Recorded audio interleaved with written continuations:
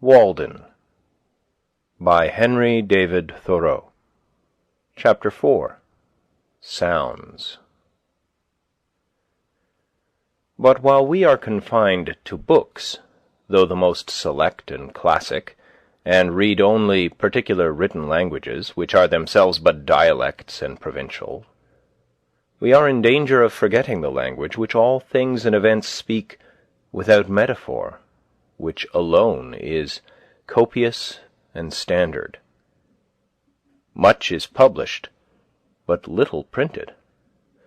The rays which stream through the shutter will be no longer remembered when the shutter is wholly removed. No method nor discipline can supersede the necessity of being forever on the alert.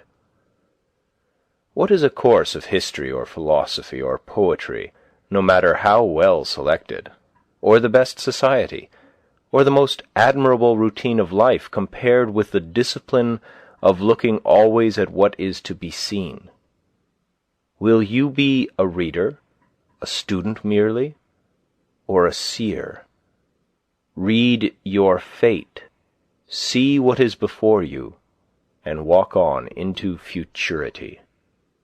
I did not read books the first summer. I hoed beans. Nay, I often did better than this.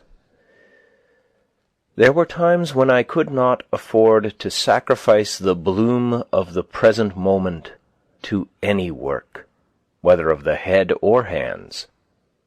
I love a broad margin to my life. Sometimes, in a summer morning, having taken my accustomed bath, I sat in my sunny doorway from sunrise till noon, wrapped in a reverie, amidst the pines and hickories and sumacs, in undisturbed solitude and stillness, while the birds sing around or flitted noiseless through the house, until by the sun falling in at my west window, with the noise of some traveller's wagon on the distant highway, I was reminded of the lapse of time. I grew in those seasons, like corn in the night, and they were far better than any work of the hands would have been.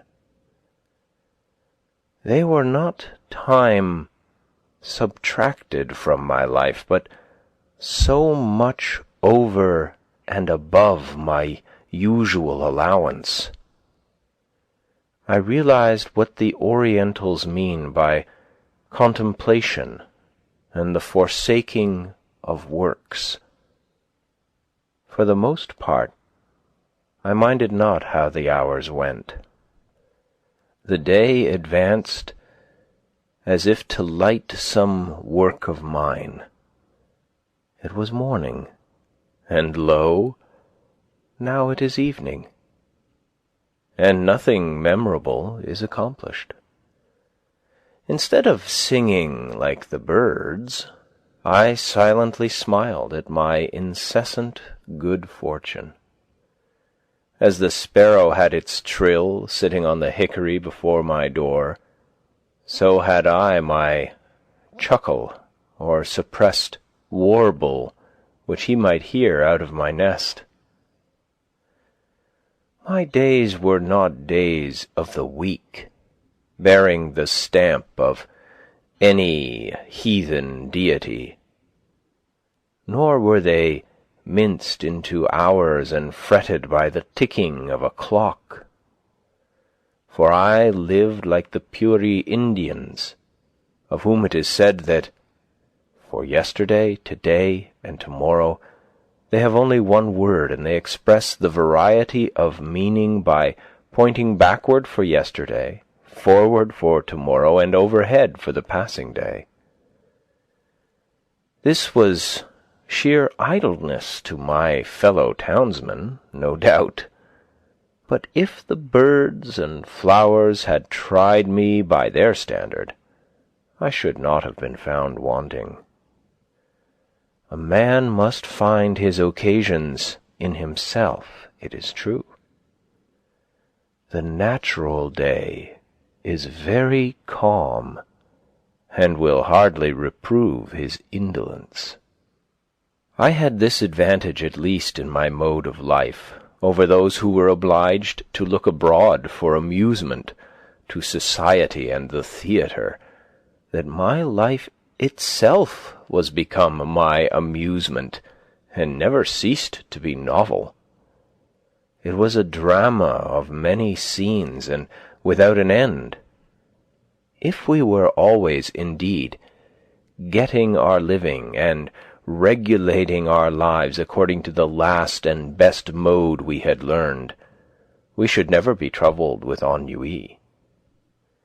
Follow your genius closely enough, and it will not fail to show you a fresh prospect every hour. Housework was a pleasant pastime.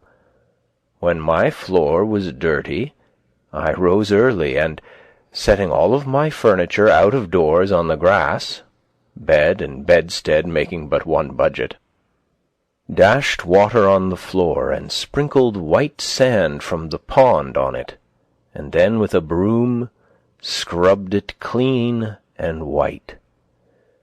And by the time the villagers had broken their fast, the morning sun had dried my house sufficiently to allow me to move in again, and my meditations were almost uninterrupted. It was pleasant to see my whole household effects out on the grass, making a little pile like a gypsy's pack, and my three-legged table, from which I did not remove the books and pen and ink, standing amid the pines and hickory. They seemed glad to get out themselves, and as if unwilling to be brought in. I was sometimes tempted to stretch an awning over them and take my seat there. It was worth the while to see the sun shine on these things, and hear the free wind blow on them. So much more interesting most familiar objects look out of doors than in the house.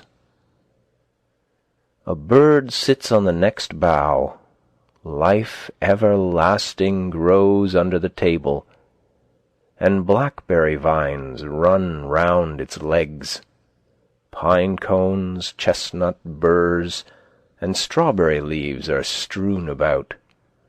It looks as if this was the way these forms came to be transferred to our furniture, to tables, chairs, and bedsteads, because they once stood in their midst. My house was on the side of a hill, immediately on the edge of the larger wood, in the midst of a young forest of pitch pines and hickories, and 6 rods from the pond, to which a narrow footpath led down the hill. In my front yard grew the strawberry, blackberry, and life everlasting, johnswort, and goldenrod, shrub oaks and sand cherry, blueberry and ground nut. Near the end of May, the sand cherry, Cerasus pumila, adorned the sides of the path with its delicate flowers arranged in umbels cylindrically about its short stems, which last in the fall, weighed down with good-sized and handsome cherries, fell over in wreaths like rays on every side. I tasted them out of compliment to nature, though they were scarcely palatable. The sumac, Rus glabra, grew luxuriantly about the house, pushing up through the embankment which I had made, and growing 5 or 6 feet the first season. Its broad, pinnate, tropical leaf was pleasant, though strange to look on. The large buds, suddenly pushing out late in the spring from dry sticks which had seemed to be dead, developed themselves as by magic into graceful green and tender boughs, an inch in diameter. And sometimes, as I sat at my window, so heedlessly did they grow and tax their weak joints, I heard a fresh and tender bough suddenly fall like a fan to the ground, when there was not a breath of air stirring, broken off by its own weight. In August the large masses of berries which, when in flower, had attracted many wild bees, gradually assumed their bright velvety crimson hue, and by their weight again bent down and broke the tender limbs. As I sit at my window this summer afternoon, hawks are circling about my clearing.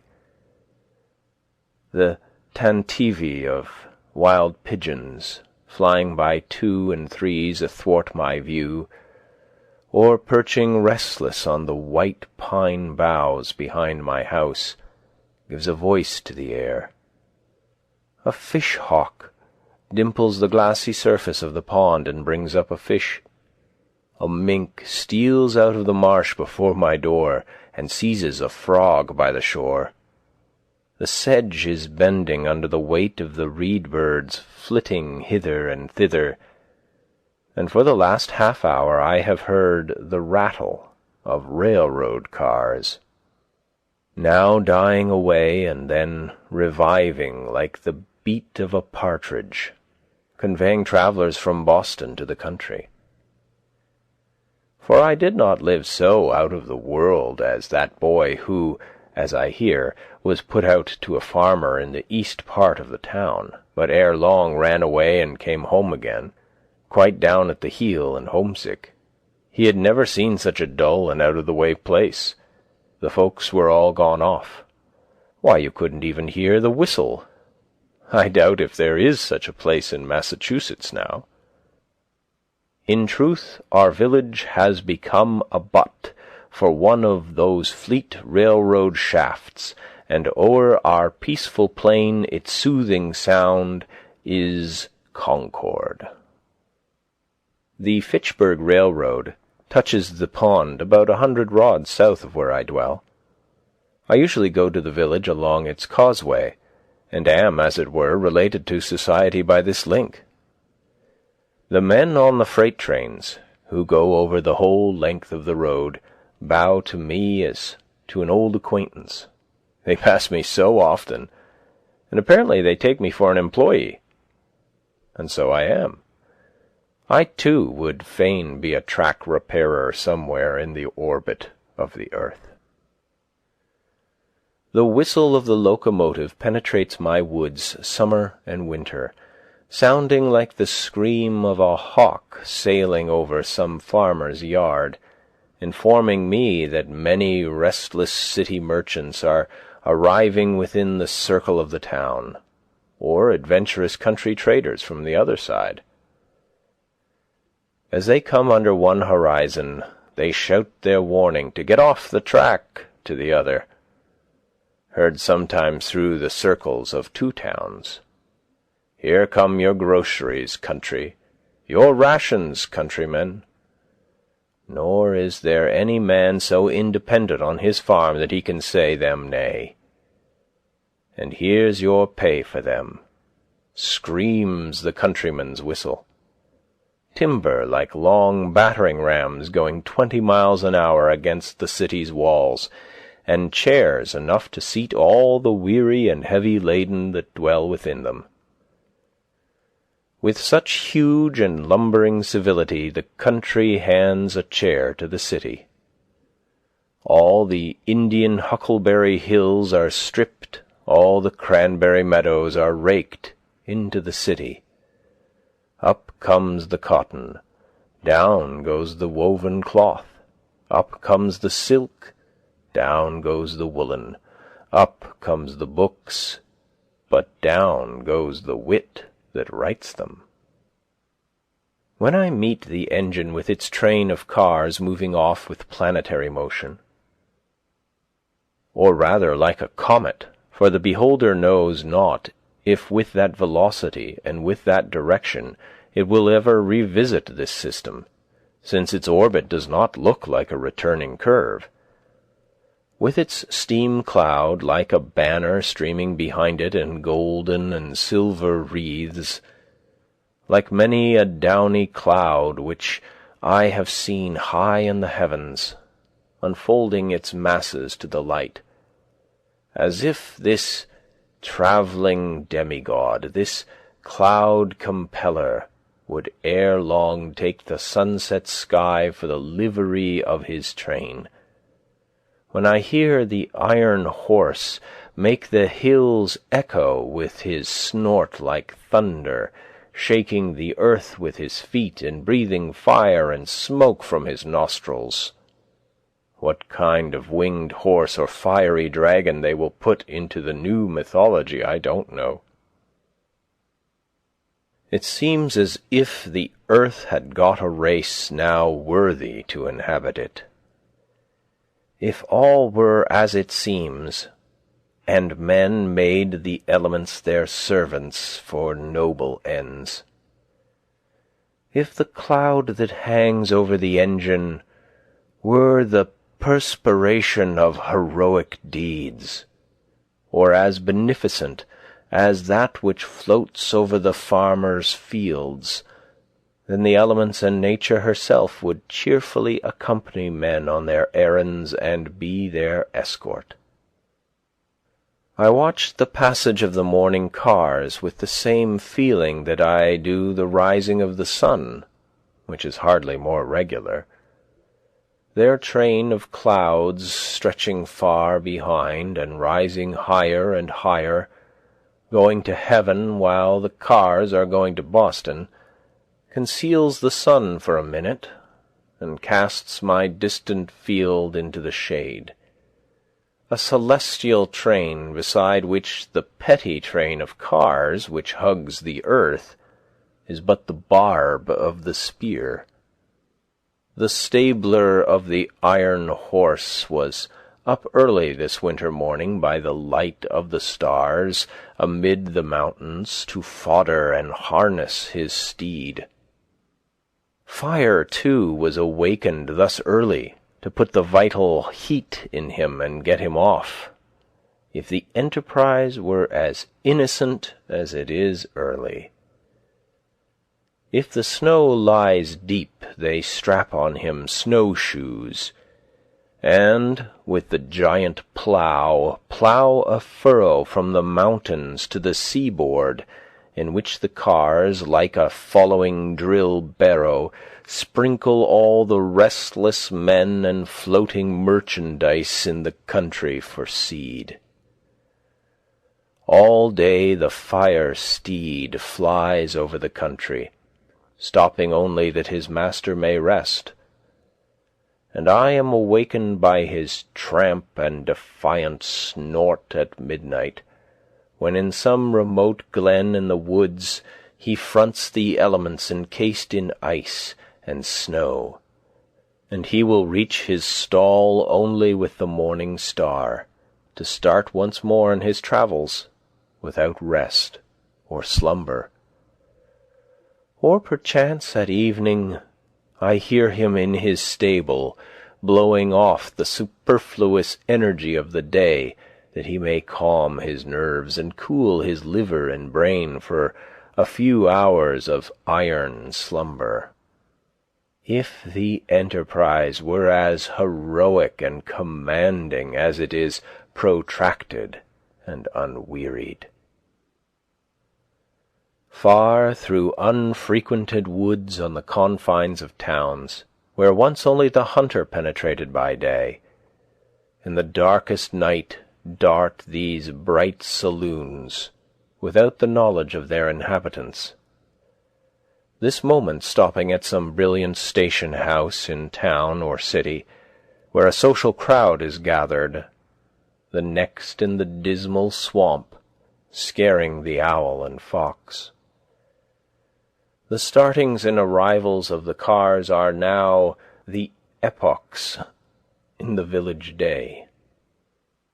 They go and come with such regularity and precision, and their whistle can be heard so far that the farmers set their clocks by them, and thus one well-conducted institution regulates a whole country. Have not men improved somewhat in punctuality since the railroad was invented? Did they not talk and think faster in the depot than they did in the stage office? There is something electrifying in the atmosphere of the former place. I have been astonished at the miracles it has wrought, that some of my neighbours who, I should have prophesied, once for all, would never get to Boston by so prompt a conveyance, are on hand when the bell rings. To do things railroad fashion is now the byword, and it is worth the while to be warned so often and so sincerely by any power to get off its track. There is no stopping to read the Riot Act, no firing over the heads of the mob in this case. We have constructed a fate, an atropos, that never turns aside. Let that be the name of your engine. Men are advertised that at a certain hour and minute these bolts will be shot toward particular points of the compass. Yet it interferes with no man's business, and the children go to school on the other track. We live the steadier for it. We are all educated thus to be sons of Tell. The air is full of invisible bolts. Every path but your own is the path of fate. Keep on your own track, then. What recommends commerce to me is its enterprise and bravery. It does not clasp its hands and pray to Jupiter. I see these men every day go about their business with more or less courage and content, doing more even than they suspect, and perchance better employed than they could have consciously devised. I am less affected by their heroism, who stood up for half an hour in the front line at Buena Vista, than by the steady and cheerful valour of the men who inhabit the snow-plough for their winter quarters, who have not merely the 3 o'clock in the morning courage, which Bonaparte thought was the rarest, but whose courage does not go to rest so early, who go to sleep only when the storm sleeps or the sinews of their iron steed are frozen.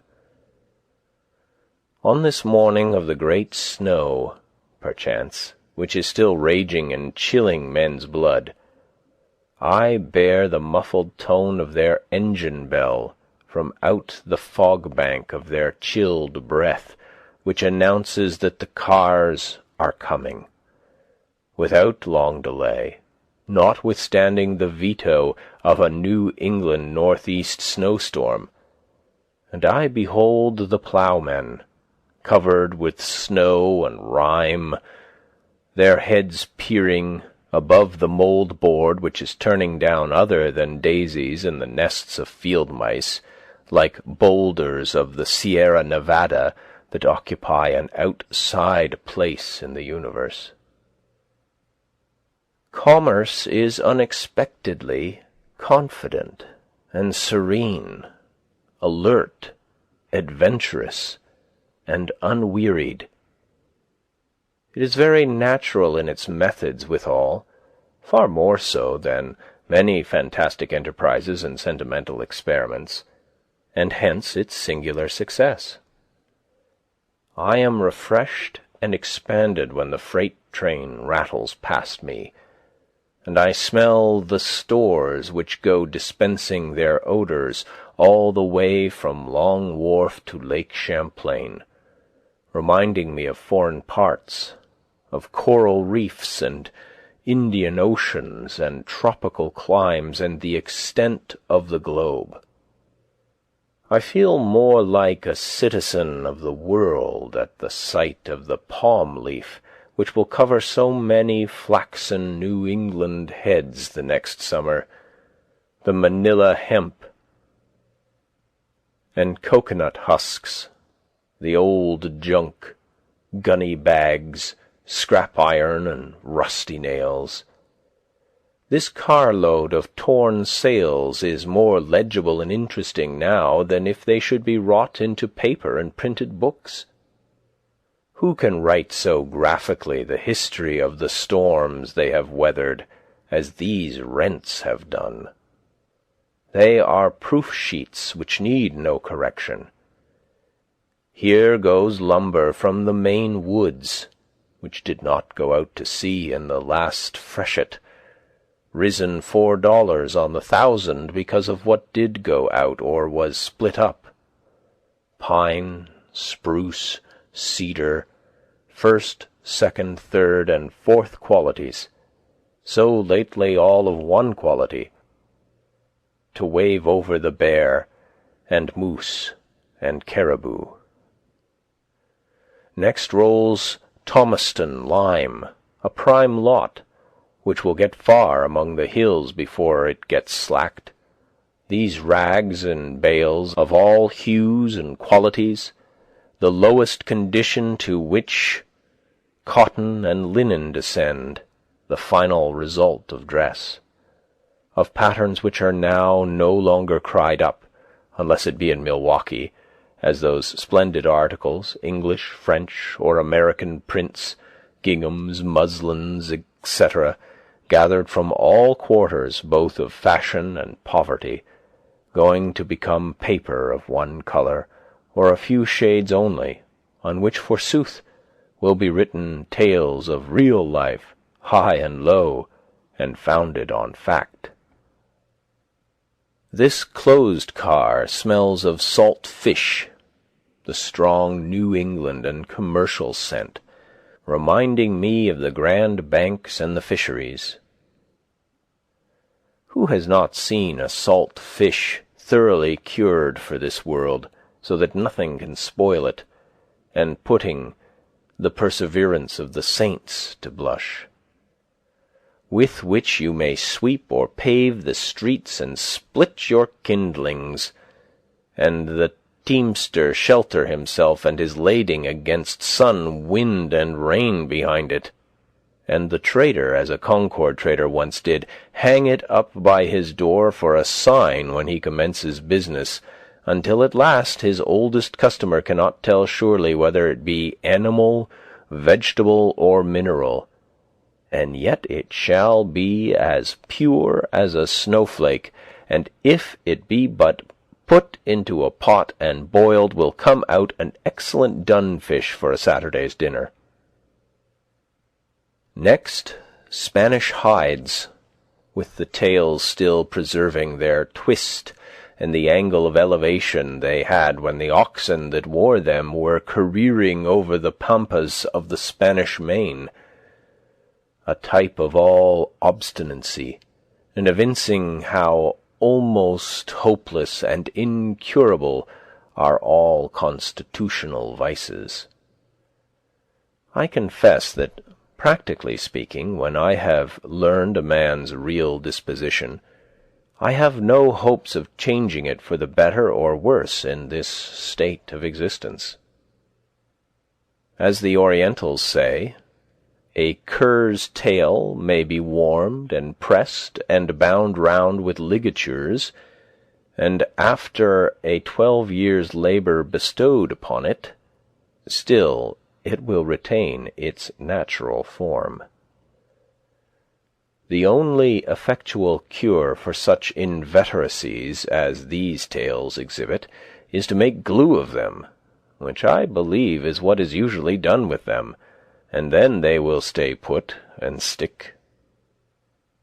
Here is a hogshead of molasses or of brandy directed to John Smith, Cuttingsville, Vermont, some trader among the Green Mountains, who imports for the farmers near his clearing, and now perchance stands over his bulkhead and thinks of the last arrivals on the coast, how they may affect the price for him, telling his customers this moment, as he has told them 20 times before this morning, that he expects some by the next train of prime quality. It is advertised in the Cuttingsville Times. While these things go up, other things come down. Warned by the whizzing sound, I look up from my book and see some tall pine, hewn on far northern hills, which has winged its way over the Green Mountains and the Connecticut, shot like an arrow through the township within 10 minutes, and scarce another eye beholds it, going to be the mast of some great admiral. And hark! Here comes the cattle train, bearing the cattle of 1,000 hills, sheep-cots, stables, and cow-yards in the air, drovers with their sticks and shepherd-boys in the midst of their flocks, all but the mountain pastures, whirled along like leaves blown from the mountains by the September gale. The air is filled with the bleating of calves and sheep and the hustling of oxen, as if a pastoral valley were going by. When the old bell-wether at the head rattles his bell, the mountains do indeed skip like rams, and the little hills like lambs. A carload of drovers, too, in the midst, on a level with their droves now, their vocation gone, but still clinging to their useless sticks as their badge of office. But their dogs, where are they? It is a stampede to them. They are quite thrown out. They have lost the scent. Methinks I hear them barking behind the Peterborough hills, or panting up the western slope of the Green Mountains. They will not be in at the death. Their vocation, too, is gone. Their fidelity and sagacity are below par now. They will slink back to their kennels in disgrace, or perchance run wild and strike a league with the wolf and the fox. So is your pastoral life whirled past and away. But the bell rings, and I must get off the track and let the cars go by. What's the railroad to me? I never go to see where it ends. It fills a few hollows and makes banks for the swallows. It sets the sand a-blowing and the blackberries a-growing. But I cross it like a cart path in the woods. I will not have my eyes put out and my ears spoiled by its smoke and steam and hissing. Now that the cars are gone by and all the restless world with them, and the fishes in the pond no longer feel their rumbling, I am more alone than ever. For the rest of the long afternoon, perhaps, my meditations are interrupted only by the faint rattle of a carriage or team along the distant highway. Sometimes, on Sundays, I heard the bells, the Lincoln, Acton, Bedford, or Concord bell, when the wind was favorable. A faint, sweet, and, as it were, natural melody, worth importing into the wilderness. At a sufficient distance over the woods this sound acquires a certain vibratory hum, as if the pine needles in the horizon were the strings of a harp which it swept. All sound heard at the greatest possible distance produces one and the same effect, a vibration of the universal lyre, just as the intervening atmosphere makes a distant ridge of earth interesting to our eyes by the azure tint it imparts to it. There came to me in this case a melody which the air had strained, and which had conversed with every leaf and needle of the wood, that portion of the sound which the elements had taken up and modulated and echoed from vale to vale. The echo is, to some extent, an original sound, and therein is the magic and charm of it. It is not merely a repetition of what was worth repeating in the bell, but partly the voice of the wood, the same trivial words and notes sung by a wood-nymph. At evening, the distant lowing of some cow in the horizon beyond the woods sounded sweet and melodious, and at first I would mistake it for the voices of certain minstrels, by whom I was sometimes serenaded, who might be straying over hill and dale, but soon I was not unpleasantly disappointed when it was prolonged into the cheap and natural music of the cow. I do not mean to be satirical, but to express my appreciation of those youths singing, when I state that I perceived clearly that it was akin to the music of the cow, and they were at length one articulation of nature. Regularly at 7:30 in one part of the summer, after the evening train had gone by, the whippoorwills chanted their vespers for half an hour, sitting on a stump by my door, or upon the ridge-pole of the house. They would begin to sing almost with as much precision as a clock. Within 5 minutes of a particular time, referred to the setting of the sun, every evening. I had a rare opportunity to become acquainted with their habits. Sometimes I heard 4 or 5 at once in different parts of the wood, by accident one a bar behind another, and so near me that I distinguished not only the cluck after each note, but often that singular buzzing sound like a fly in a spider's web, only proportionally louder. Sometimes one would circle round and round me in the woods, a few feet distant, as if tethered by a string, when probably I was near its eggs. They sang at intervals throughout the night, and were again as musical as ever, just before and about the dawn. When other birds are still, the screech-owls take up the strain, like mourning women, with their ancient ululu. Their dismal scream is truly Ben Jonsonian, wise midnight hags. It is no honest and blunt to-wit-to-woo of the poets, but, without jesting, a most solemn graveyard ditty, the mutual consolations of suicide lovers, remembering the pangs and the delights of supernal love in the infernal groves. Yet I love to hear their wailing, their doleful responses trilled along the woodside, reminding me sometimes of music and singing birds, as if it were the dark and tearful side of music, the regrets and sighs that would fain be sung.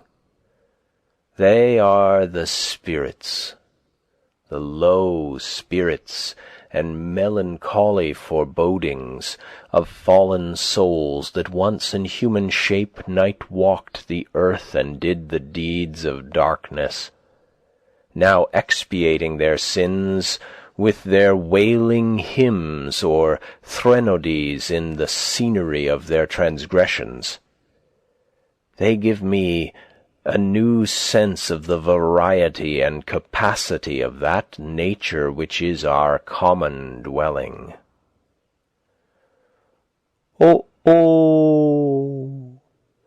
that I never had been born," sighs one on this side of the pond, and circles with the restlessness of despair to some new perch on the grey oaks. Then, "that I had never been born," echoes another on the farther side with tremulous sincerity, and "born" comes faintly from far in the Lincoln woods. I was also serenaded by a hooting owl.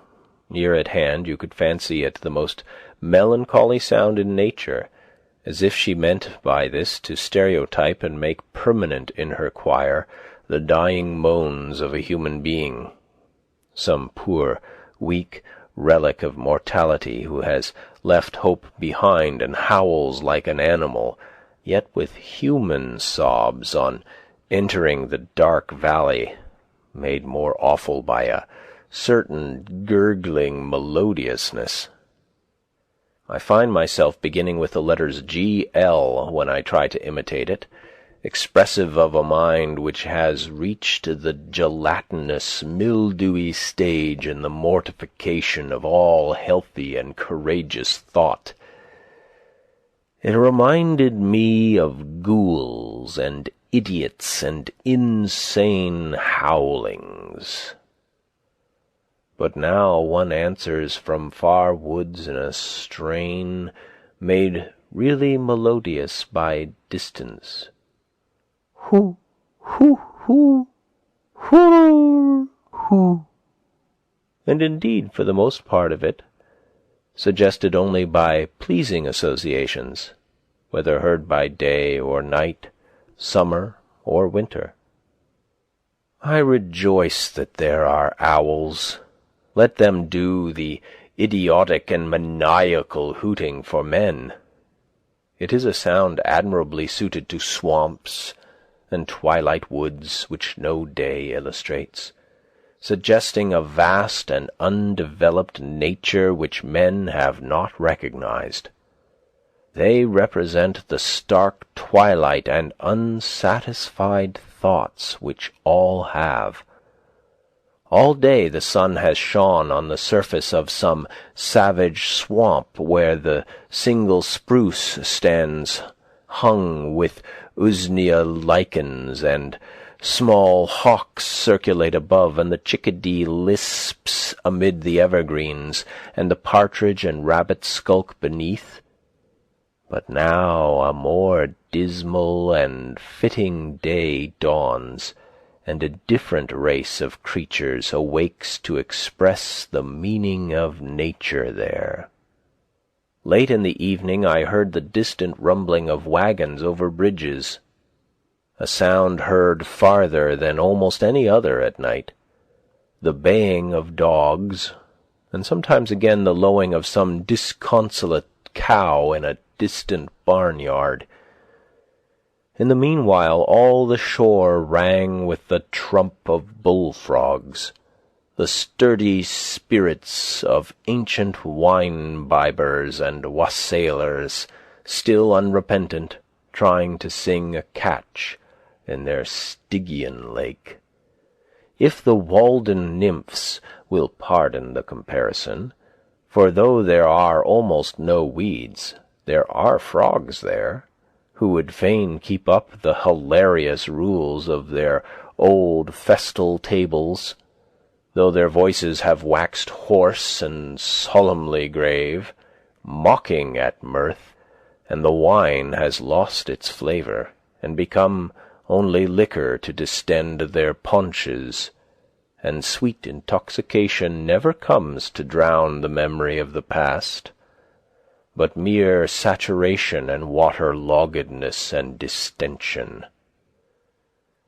The almost aldermanic, with his chin upon a heart-leaf which serves for a napkin to his drooling chaps, under this northern shore quaffs a deep draught of the once scorned water, and passes round the cup with ejaculation, "Tronk, tronk."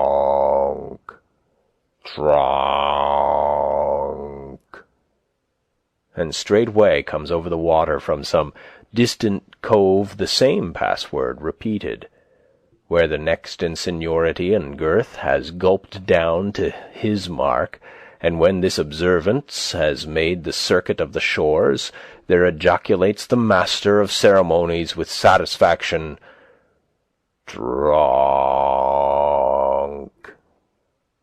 and each in his turn repeats the same down to the least distended, leakiest, and flabbiest paunched, that there be no mistake. And then the howl goes round again and again, until the sun disperses the morning mist, and only the patriarch is not under the pond, but vainly bellowing "Tronk" from time to time, and pausing for a reply. I am not sure that I ever heard the sound of cock crowing from my clearing, and I thought that it might be worth a while to keep a cockerel for his music merely as a singing bird. The note of this once wild Indian pheasant is certainly the most remarkable of any birds, and if they could be naturalized without being domesticated, it would soon become the most famous sound in our woods, surpassing the clangor of the goose and the hooting of the owl. And then imagine the cackling of the hens to fill the pauses when their lords' clarions rested. No wonder that man added this bird to his tame stock, to say nothing of the eggs and drumsticks. To walk in a winter morning in a wood where these birds abounded, their native woods, and hear the wild cockerels crow on the trees, clear and shrill for miles over the resounding earth, drowning the feebler notes of other birds. Think of it. It would put nations on the alert. Who would not be early to rise, and rise earlier and earlier every successive day of his life, till he became unspeakably healthy, wealthy, and wise? This foreign bird's note is celebrated by the poets of all countries, along with the notes of their native songsters. All climates agree with brave Chanticleer. He is more indigenous even than the natives. His health is ever good, his lungs are sound, his spirits never flag. Even the sailor on the Atlantic and Pacific is awakened by his voice, but its shrill sound never roused me from my slumbers. I kept neither dog, cat, cow, pig, nor hens, so that you would have said there was a deficiency of domestic sounds. Neither the churn, nor the spinning wheel, nor even the singing of the kettle, nor the hissing of the urn, nor children crying to comfort one. An old-fashioned man would have lost his senses and died of ennui before this. Not even rats in the wall, for they were starved out, or rather were never baited in. Only squirrels on the roof and under the floor, a whippoorwill on the ridge-pole, a blue jay screaming beneath the window, a hare or woodchuck under the house, a screech owl or a cat-owl behind it, a flock of wild geese or a laughing loon on the pond, and a fox to bark in the night. Not even a lark or an oriole, those mild plantation birds, ever visited my clearing. No cockerels to crow, nor hens to cackle in the yard. No yard, but unfenced nature, reaching up to your very sills. A young forest growing up under your meadows, and wild sumacs and blackberry vines breaking through into your cellar. Sturdy pitch pines rubbing and creaking against the shingles for want of room, their roots reaching quite under the house. Instead of a scuttle or a blind blown off in the gale, a pine tree snapped off or torn up by the roots behind your house for fuel. Instead of no path to the front yard gate in the great snow, no gate, no front yard, and no path to the civilized world. End of chapter 4.